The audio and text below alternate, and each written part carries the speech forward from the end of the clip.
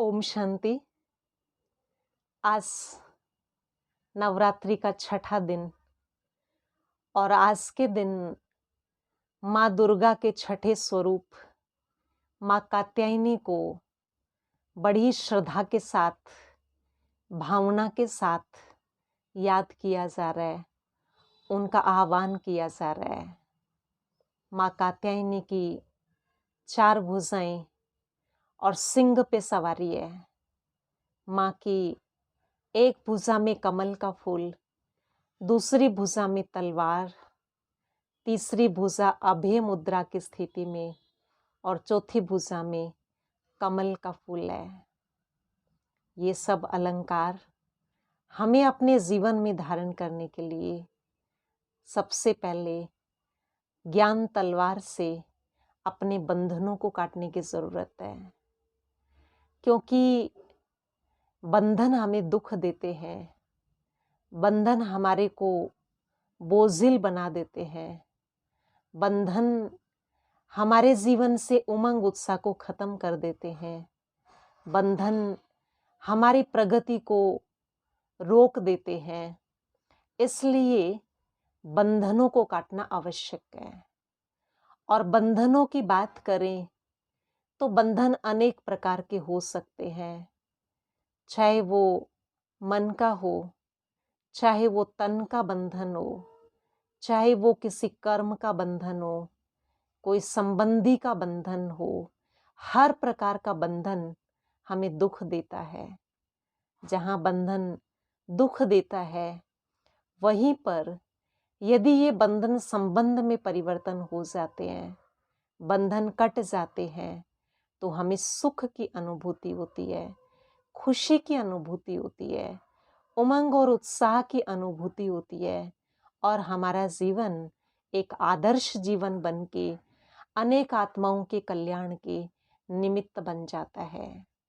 माँ कात्यायनी देवी का आज इस नवरात्रि पर आह्वान करने का, माँ को प्रसन्न करने का, माँ की शक्तियों को अपने जीवन में धारण करने का यही एक सहज तरीका है कि हम अपने कर्मों को, जो कर्म हमारे बंधन बनते जा रहे हैं, उन कर्मों को बंधन से परिवर्तन करके संबंध में ले आए। कर्म बंधन कब बनते हैं, ये जानना भी आवश्यक है।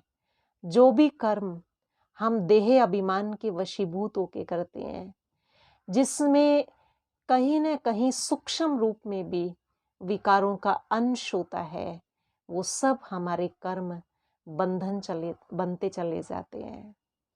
या फिर कर्म करने के पश्चात उस कर्म के फल की बार बार इच्छा करते हैं, उस कर्म की तुरंत प्राप्ति चाहते हैं और कर्म करने के बाद नाम मान शान की इच्छा रखते हैं, तो वो हमारे कर्म भी बंधन की श्रेणी में चले जाते हैं। इसलिए कर्म तो करना है, क्योंकि मनुष्य कर्म के बिना तो एक पल भी नहीं रह सकता है। ये संसार कर्म क्षेत्र है और प्रतिपल हमें कर्म करना है, लेकिन वो कर्म करने हैं जिस कर्म से हमारे को भी खुशी मिले, दूसरे को भी खुशी मिले, जो कर्म हमारे गुणों को बढ़ाने वाले हैं, जो कर्म अन्य आत्माओं को प्रेरणा देने वाले हैं, जो कर्म प्रभु स्मृति में रह करके और आत्मिक स्थिति में रह करके किए जाते हैं, वो परमात्म स्मृति और आत्म स्मृति से किए गए कर्म अपने गुणों के आधार पर किए गए कर्म, पुण्य कर्म, श्रेष्ठ कर्म बनते चले जाते हैं। और जितना हमारा श्रेष्ठ कर्मों का पलड़ा भारी होता जाएगा, उतना ही कर्म के बंधनों का पलड़ा हल्का होता चला जाएगा। वो बंधन कटते चले जाएंगे। इसलिए कर्मों को श्रेष्ठ बनाने के लिए आत्मिक स्थिति में टिकना, परमात्म स्मृति में टिकना अति आवश्यक है। और जितना आत्म समृद्धि परमात्मा समृद्धि में रह के कर्म करेंगे, वो कर्म हमें खुशी प्रदान करने वाले होंगे। उस कर्म को करने के पश्चात हमें एक संतुष्टता का अनुभव होगा। उस कर्म को करने के पश्चात हमें दुआओं की प्राप्ति होगी और वो कर्म हमारे को आगे बढ़ाने के निमित्त बन जाएंगे, अनेकों का भाग्य बनाने के निमित्त बन जाएंगे। ऐसे कर्म हमें करने हैं और जितना ज्ञान का स्वरूप बनते जाएंगे, जितना ज्ञान तलवार को हम बुद्धि में रखेंगे, उतना हमारे कर्म बंधन कटते चले जाएंगे।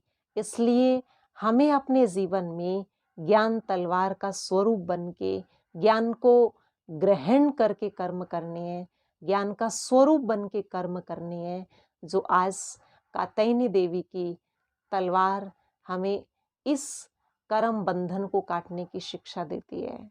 और जब कर्म बंधन कटते चले जाएंगे, आत्मा के श्रेष्ठ कर्मों का खाता बढ़ता जाएगा, उतना उतना बोझ हल्का होने से हल्की स्थिति बनती चली जाएगी, निर्लिप्त स्थिति बनती चली जाएगी, कमल पुष्प के समान स्थिति बन जाएगी। और ऐसी आत्मा को किसी भी बात का कोई डर नहीं रहता है, किसी भी तरह का कोई भय नहीं रहता है। वो अभय स्थिति में रहती है, निडर स्थिति में रहती है। उसको ना बंधनों का कोई डर है, ना कोई मृत्यु का डर है, ना कोई अन्य बात का डर है। अभय की स्थिति बन जाती है। इसलिए माँ का हाथ अभय मुद्रा की स्थिति में है। और जब ज्ञान स्वरूप बन करके कमल पुष्प समान बन के निडर स्थिति होती है, तो ये दुआएं, ये वरदान सभी आत्माओं को प्राप्त होती रहती है। स्थिति ही वरदानी बन जाती है, जो आज कात्यायनी माँ हमें इस छठे नवरात्रि पर ऐसा बनने का संदेश देती है। आज का नवरात्रा इसी बात में सार्थकता रखता है कि हम अपने जीवन में कर्मों को श्रेष्ठ बनाएं, कर्मों को निर्लिप्त बनाएं, कर्मों को महान बनाएं। और जितना स्वमान का अभ्यास होगा, जितना अपनी श्रेष्ठता का चिंतन होगा, उतना उतना अभिमान खत्म होगा। और अभिमान खत्म होते होते कर्मों का बंधन भी समाप्त होता चला जाएगा। ओम शांति।